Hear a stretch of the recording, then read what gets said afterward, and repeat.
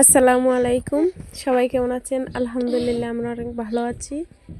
আজকে আমরা এই যে অনেকগুলা চারা লাগাবো আমাদের বাগানে। এগুলো আসলে অনেক ভালো কলম করা চারা, যেগুলো উপজেলা থেকে আমাদেরকে দিয়েছে। তাদেরকে অনেক ধন্যবাদ পুষ্টি বাগান করার জন্য, পারিবারিক পুষ্টি বাগান। এই যে আমার বাগানে টমেটো, তারপর লাউ গাছ, বেগুন গাছ, তারপর ধনেপাতা, মোটামুটি সবই আমার আছে ডাটা।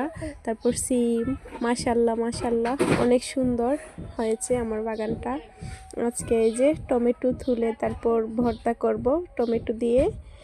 এই যে আমার দুইটা টুনটুনি, এই যে আমরা টমেটো নিয়েছি, এই যে পাকা দেখে। এই ভর্তাটা খেতে অনেক মজার। এই যে আমার শ্বশুর গাছ লাগাবো আমরা, এখানে আছে কয়েকটা চারা।